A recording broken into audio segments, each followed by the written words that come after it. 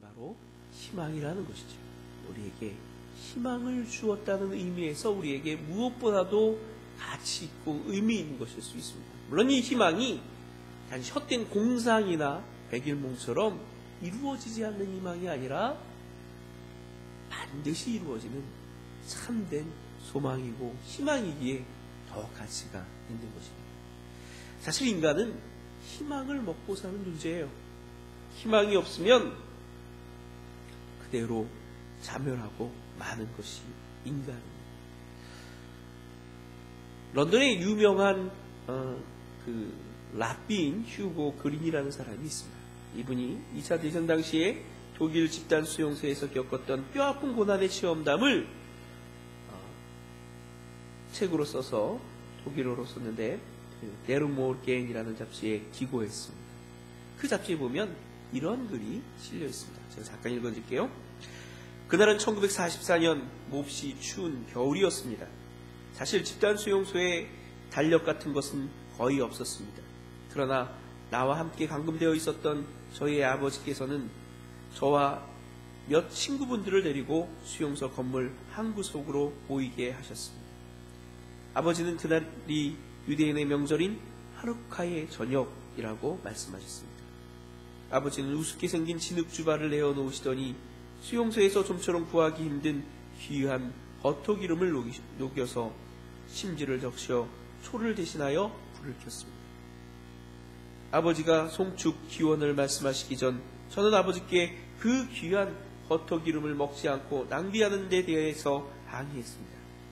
아버지는 저를 가만히 보시더니 버터기름을 가지고 초를 만들어서 불을 붙여놓은 불빛을 보신 후에 내가 알듯이 사람은 밥을 먹지 않고도 3주간을 살 수가 있어. 우리는 한때 물을 먹지 않고 3일 동안 살아 있었다.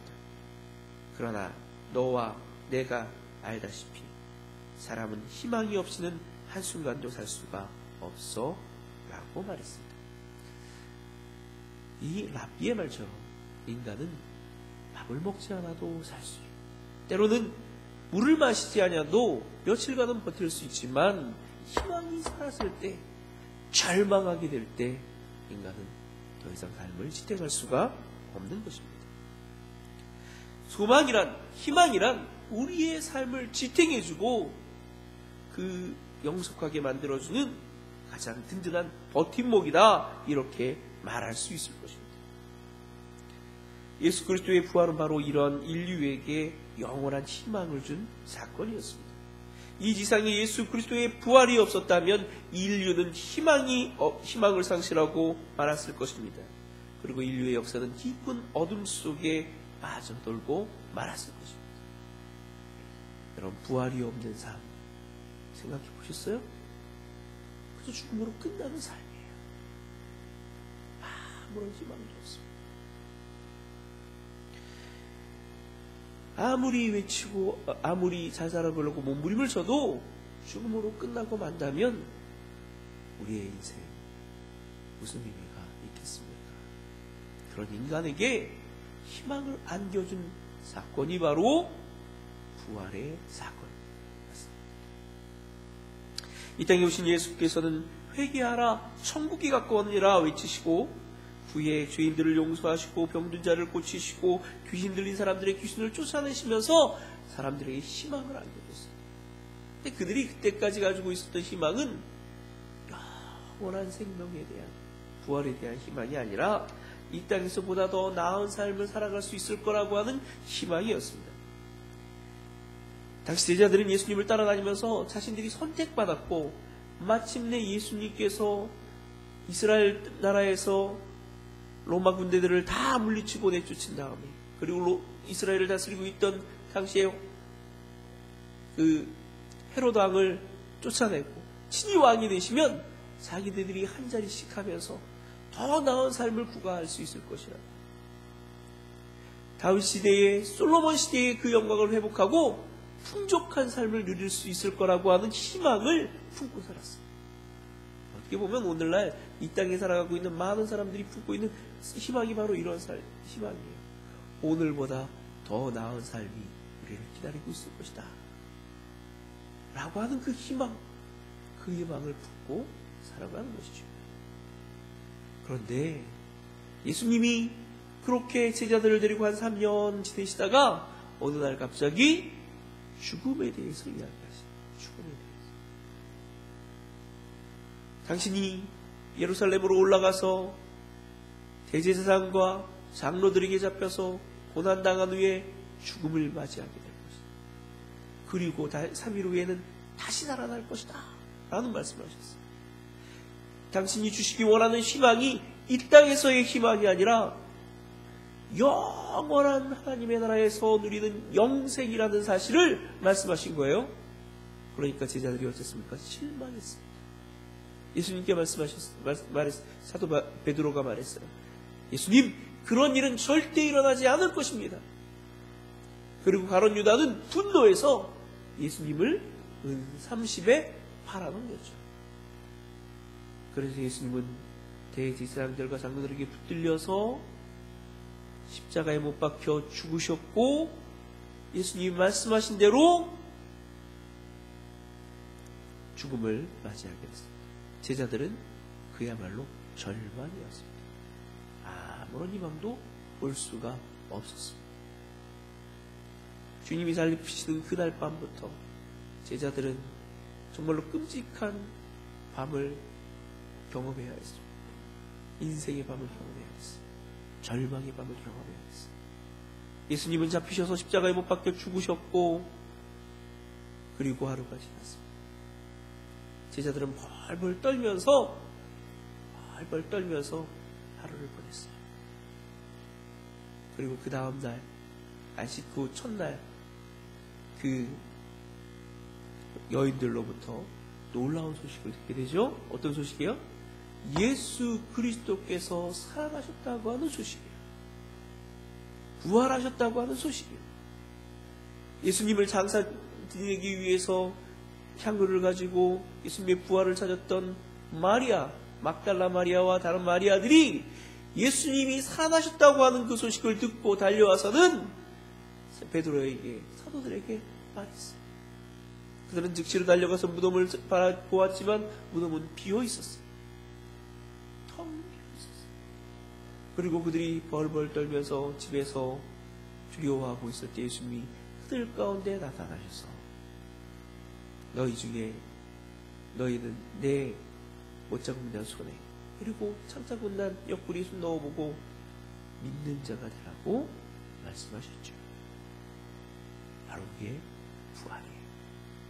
바로 그때부터 사도들과 주님을 따르는 많은 제자들이 진정한 희망을 품게 되었습니다. 이 땅에서의 소망이 아니라, 이 땅에서 잠시 가지고 있다 결국은 사라지게 될 희망이 아니라 영원한 하나님 나라에서 영생하도록 누리게 될 참된 희망을 갖게 된 거예요. 그 참된 희망은 무엇입니까? 그들이 가지고 있었던 그 참된 희망이란 무엇입니까? 오늘 제가 말씀드린 것처럼 부활이 그들의 참된 희망. 죽음으로 끝나는 것이 아니라 다시 살아나 또 영원히 하나님의 복과 은혜를 누리게 될 거라고 하는 그 희망을 품게 된 것이죠. 저는 오늘 여러분과 함께 부활이 왜 우리에게 희망인가, 부활이 왜 우리에게 희망일 수밖에 없는가에 대해서 함께 생각해 보도록 하겠습니다. 첫 번째로 부활이 희망인 이유는 무의미한 삶에서의 영원한 영구한 탈출을 의미하기 때문에, 무의미한 삶에서의 영원한 탈출입니다.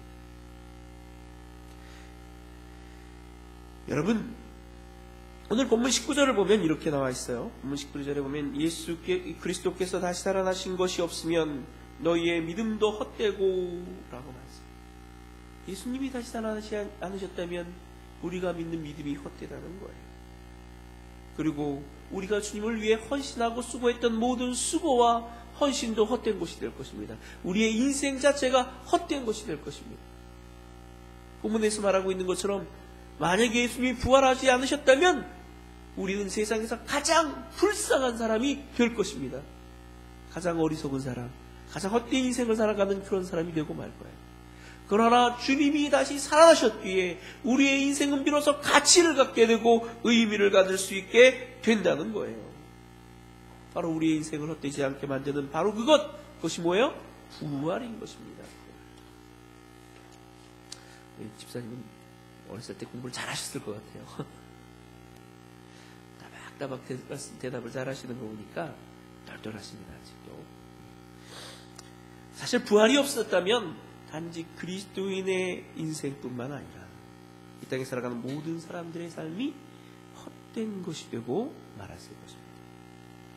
인간은 어디서 와서 왜 살고 어디로 가는지를 모르는 존재예요.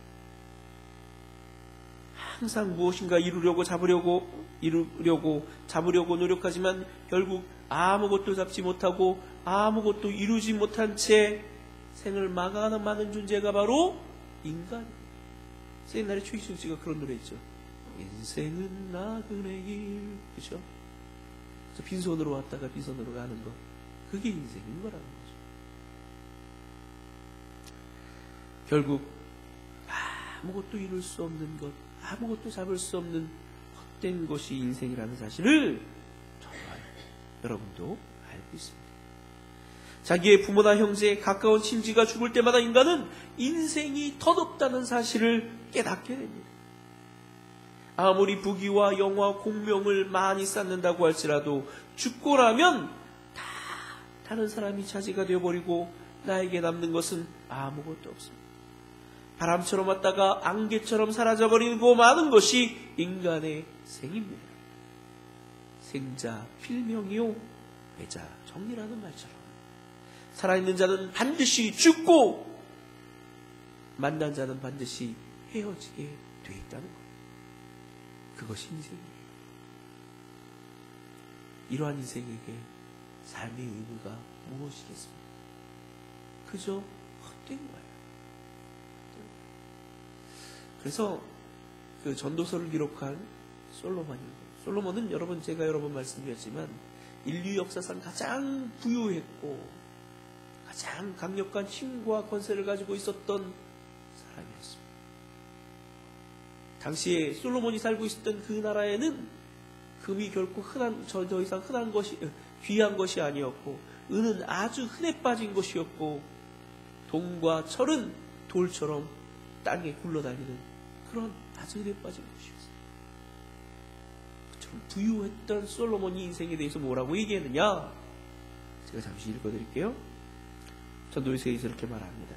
전도자가 이르되 헛되고 헛되며 헛되고 헛되니 모든 것이 헛되도다. 해 아래서 수고하는 모든 수고가 사람에게 무엇이 유익한가? 한 세대는 가고 한 세대는 오되 땅은 영원히 있도다. 해는 뜨고 해는 지되 그 떴던 곳으로 빨리 돌아가고 바람은 남으로 불다가 북으로 돌아가며 이리로 돌며 저리로 돌아 바람은 그 불던 곳으로 돌아가고 모든 강물은 다 바다로 흐르되 바다를 채우지 못하며 강문은 어느 곳으로 흐르든지 그리로 연하여 흐르느니라.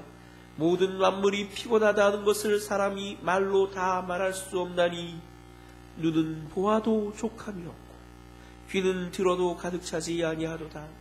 이미 있던 것이 후에 다시 있겠고 이미 한 일을 후에 다시 할지라. 해 아래는 새 것이 없나니 무엇을 가리켜 이르기를 보라 이것이 새 것이라 할 것이 있으랴. 우리가 있기 오래전 세대들에도 이미 있었느니라. 이전 세대들이 기억됨이 없으니 장래의 세대도 그 후 세대들과 함께 기억됨이 없으리라. 나 전도자는 예루살렘에서 이스라엘 왕이 되어 마음을 다하며 지혜를 써서 하늘 아래 행하는 모든 일을 영구히 살핀즉 이는 괴로운 것이니 하나님이 인생들에게 주사 수고하게 하신 것이라. 내가 해 아래에서 행하는 모든 일을 보았노라. 보라 모두 다 헛되어 하나님을 잡으려는 것이었다. 구부러진 것도 곱게 할 수 없고 모자란 것도 셀 수 없도다. 내가 내 마음속으로 말하며 이르기를 보라 내가 크게 되고 지혜를 더 많이 얻었으므로 나보다 먼저 예루살렘에 있던 모든 사람보다 낫다 하였나니 내 마음이 지혜와 지식을 많이 만나보았음이로다. 내가 다시 지혜를 알고자 하며 미친 것들과 미련한 것들을 알고자 하여 마음을 썼으나 이것도 바람을 잡으려는 것인 줄 깨달았도다. 지혜가 많으면 번뇌도 많으니 지식을 더하는 자는 근심을 더하느니라. 솔로몬 그 누구보다도 많은 것을 차지하고 누렸던 그 사람이 결론적으로 인생에 대해서 말하는 것이 무엇입니까? 헛되니 모든 것이 헛되도다. 헛된 것이 인생이라는 거예요. 하나님 없는 인생, 그것은 헛된 것입니다. 부활 없는 인생, 그것은 헛된 것입니다. 노력해봤자 아무것도 얻을 수 없는 헛된 것이 인생이라는 거예요. 그런데 이 인생을 소중하게 가치 있게 만드는 것이 무엇입니까? 그것이 바로 부활인 거예요.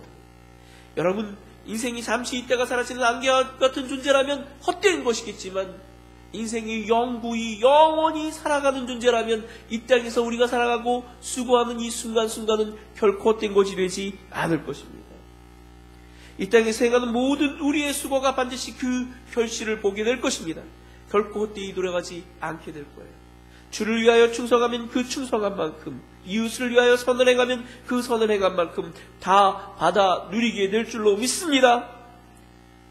다시 말해서 지금 우리가 살아가고 있는 이 현재는 영원으로 이어지는 통로입니다. 그 영원한 삶 속에서 지금 이 현재가 반드시 영향을 미치게 될 거라는 거예요. 그러니까 함부로 헛되이 살 수가 없다는 거예요. 제가 어저께도 우리 가족들하고 같이 예배하면서 부활에 관해서 얘기를 했어요.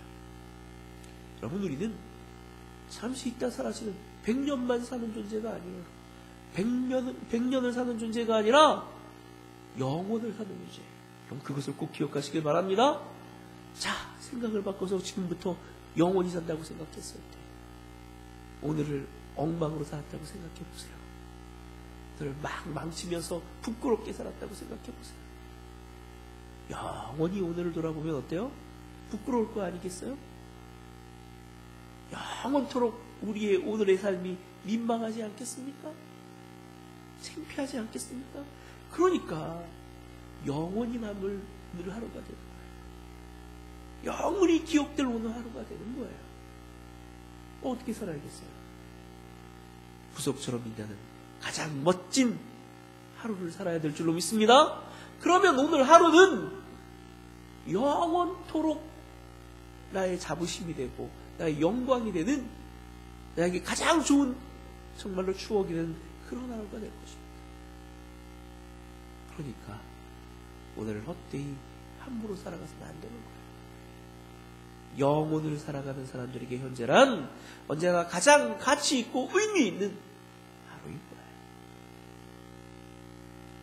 그 하루를 통해서 우리가 하나님의 놀라운 축복과 은혜를 받아 누리게 되기도 하고, 그 하루를 통해서 우리가 영구히 하나님 앞에서 고개를 들지 못하고 부끄러워하게 될지도 모르는 일 아니겠습니까? 부끄러울 것 없는 오늘을 사는 저와 여러분 되시길 바랍니다. 사도 바울은 오늘 본문이 들어있는 고린도전서 15장 맨 마지막 절에서 이렇게 말합니다. 그러므로 내 사랑하는 형제들아, 견실하며 흔들리지 말고 항상 주의 일에 더욱 힘쓰는 자들이 되라. 이는 너희 수고가 주 안에서 헛되지 않은 줄을 알미니라. 이 말씀이 있기 바로 전까지 부활은 반드시 있다고, 부활은 사망에 대한 사망 선고라고 외쳤던 사도 바울이 말하는 거예요.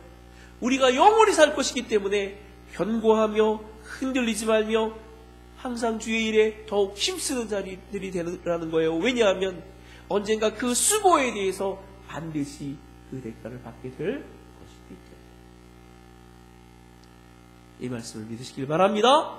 그러므로 100년 사는 사람이 아니라 영원을 사는 사람으로서 오늘 하루하루를 가장 가치 있게, 가장 보람 있게, 의미 있게 보내는 저와 여러분 되시기를 주님의 이름 간절히 축원합니다. 두 번째로, 예수 그리스도의 부활이 우리에게 희망이 되는 이유는 그 부활로 말미암아 우리가 죄로부터 완전히 해방된 것이기 때문입니다. 부활은 죄에 대한 사망 선고, 죄로부터 완전히 해방되었음을 선포하는 선언입니다. 오늘 본문 19절을 다시 한번 보면 이렇게 말합니다.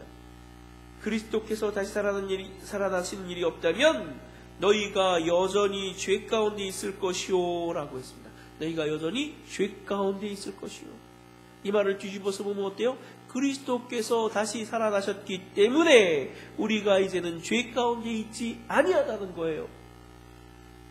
그렇습니다. 예수 그리스도의 부활은 곧 우리가 이제는 죄로부터 완전히 해방되었음을 의미하는 것입니다. 우리 주 예수 그리스도께서는 십자가에 못 박혀 죽으심으로써 우리의 모든 죄, 즉 과거의 죄, 현재의 죄, 미래의 죄뿐 아니라 어머니의 뱃속으로부터 이어받은 원죄까지도 완전히 해결하셨음을 믿으시길 바랍니다. 그리고 부활하심으로써 그 사실을 확증하셨다는 거예요.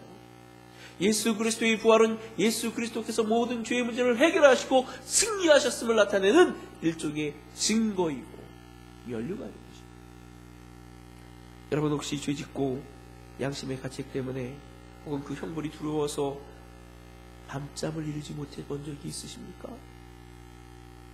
그런 죄가 있다면 죄가 얼마나 무서운 것이, 얼마나 죄가 고통스러운 것인지를 아실 것입니다.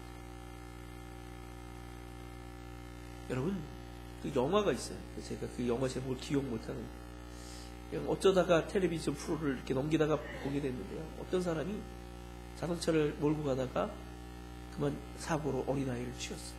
그리고 뺑소니를 친 거예요. 외국 영화였는데.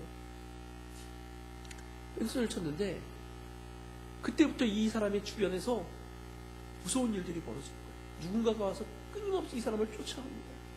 잠자고 있는데 이 사람의 목을 조르기도 하고 막 도망을 쳐요. 근데 어느 날 또 다가와서 이 사람을 막 폭행하기도 하고.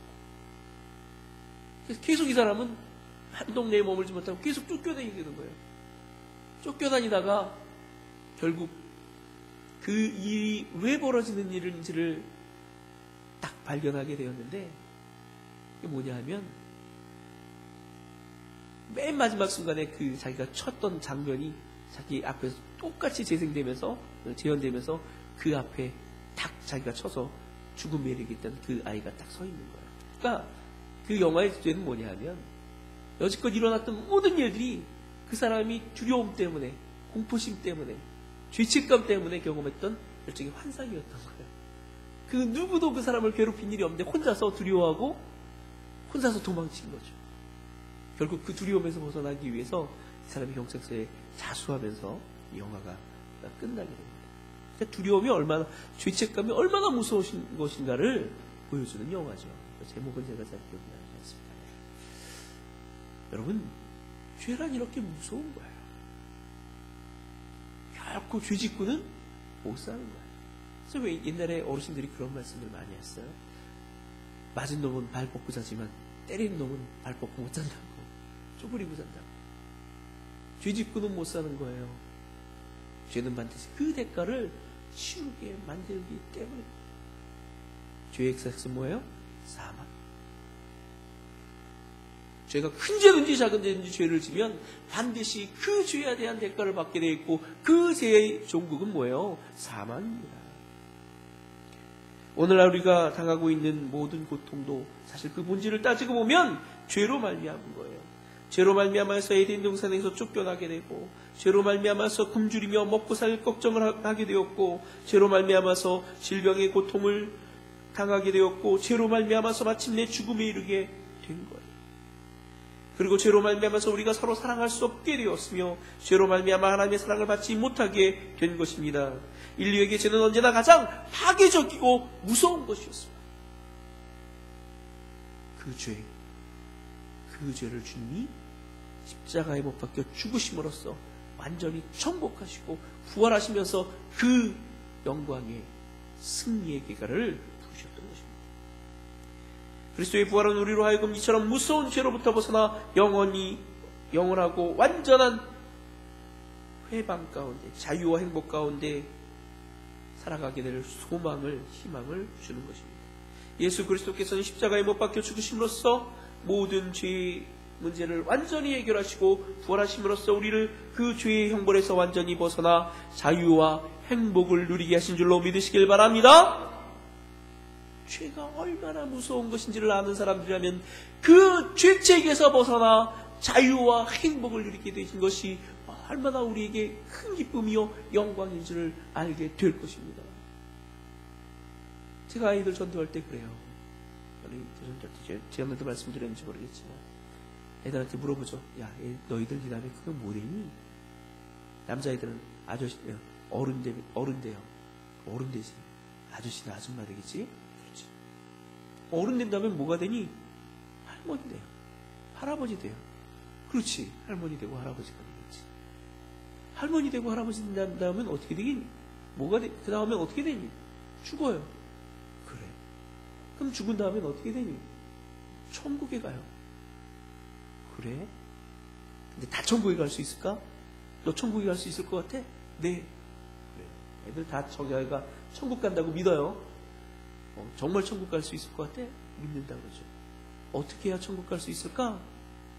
아무나 다 천국 갈 수 있을까? 아니요. 착한 일 많이 하겠네. 그때 제가 말하죠. 야, 내가 착한 일을 아무리 많이 했어. 착한 일을 많이 했어. 근데 잘못해서 사람을 죽였어. 그럼 너 감옥에 가 안 가? 가죠.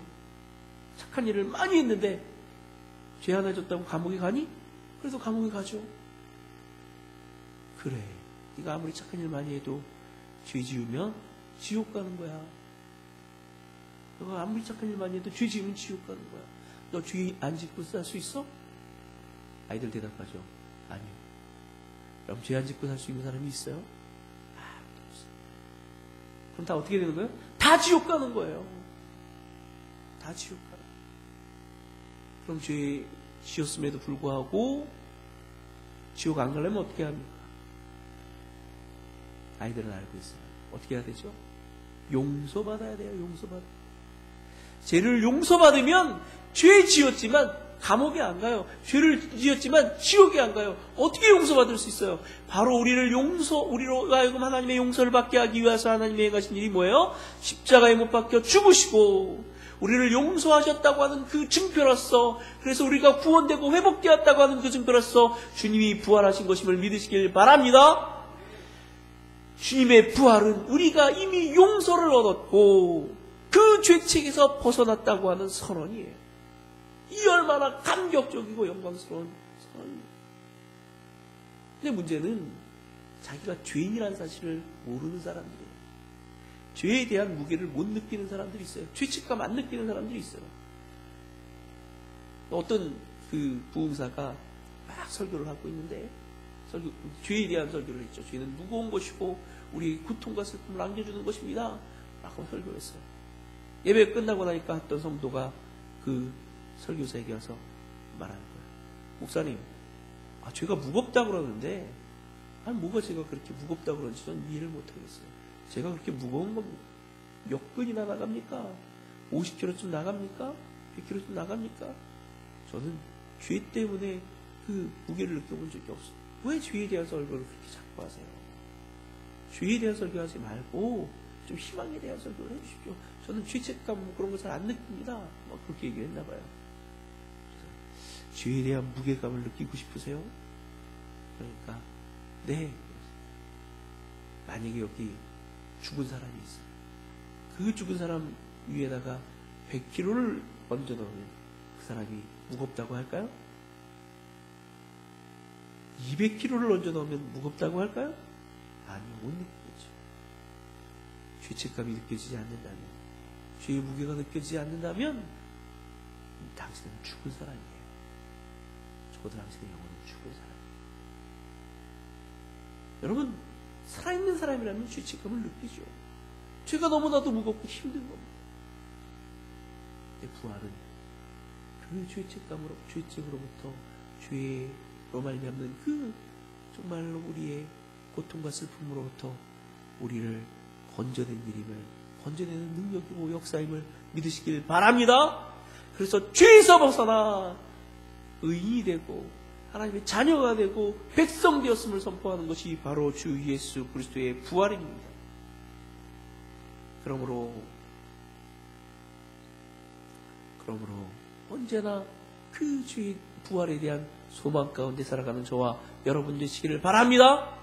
죄책을 무겁게 느낀다면, 죄가 무거움을 느낀다면 그 죄에서 완전히 해방되어 영원한 행복을 누리게 될 그 부활의 날을 간절히 사모하는 자가 되어야 마땅할 것입니다.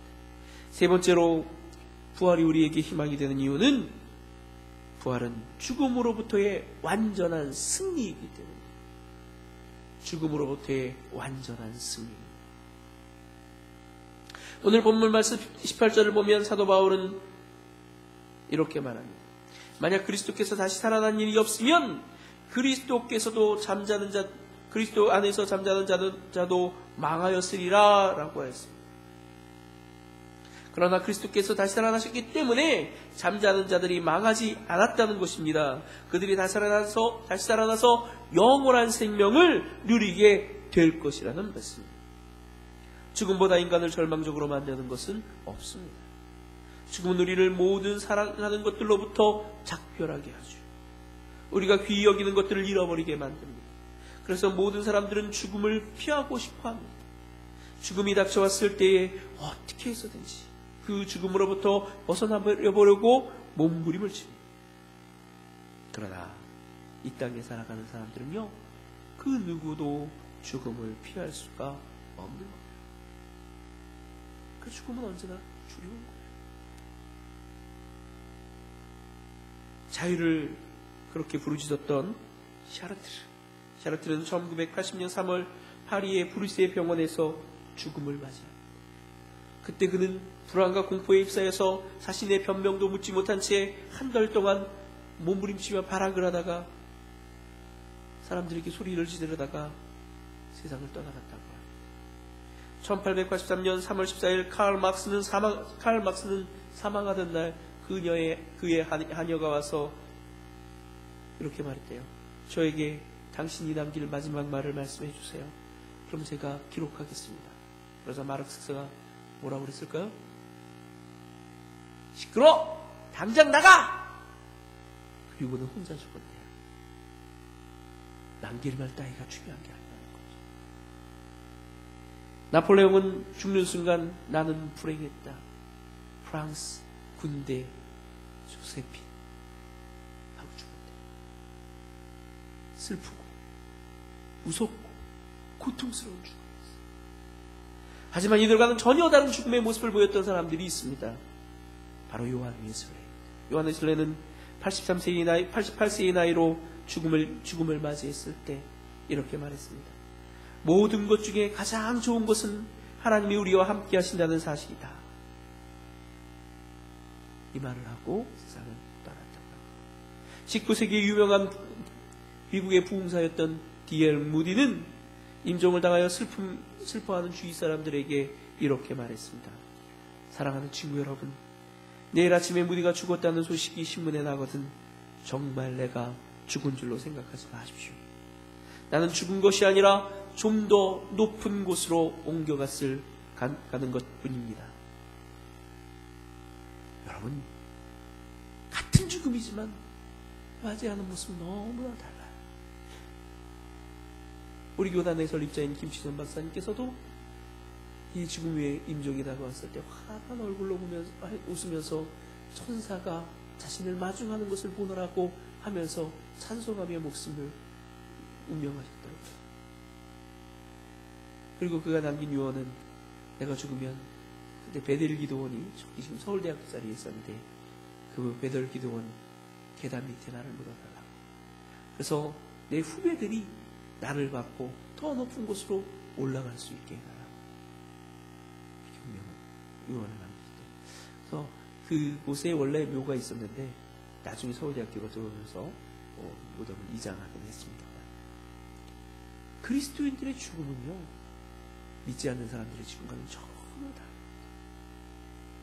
제가 지난번에 말씀드렸나요? 저희 큰아버지께서도 제가 돌아가시기 한 달 전에 암에 걸리셨다는 얘기를 듣고 가서 복음을 전했어요. 복음을 전하니까 막 눈물을 흘리면서 주님을 영접했어요. 그리고 제가 그때 가져갔던 성경을 이렇게 선물해 드렸어요. 그 성경을 가지고 늘 머리에 주시곤 잊지 못하셨지만 나중에 호흡기를 코에 끼고 숨을 못 쉬면서도 가족들이 오면 그렇게 웃어요. 농담을 하면 그 호흡을 끼는 상태에서도 막 웃으세요. 그리고는 운명하신 다음에 염을 하는데 염하시는 분이 그러는 거예요. 시체를 딱 보시면서 아니 무슨 돌아가신 분이 이렇게 활짝 웃고 돌아가시나요? 그분이 우리 교회 첫 성도가 되겠다고 하셨는데 바로 그 전날 돌아가셨어요. 교회 개정 예배 드리는 전날. 여러분, 모든 사람에게 죽음은 같은 것이요. 부활을 믿고 그 부활의 희망을 마음에 품고 살아가는 사람에게 죽음이란 기쁜 일이고 어쩌면 영광스러운 일입니다. 그러나 그 부활의 소망이 없는 사람에게 죽음이란 가장 절망스러운 것이고 가장 두려운 일이에요.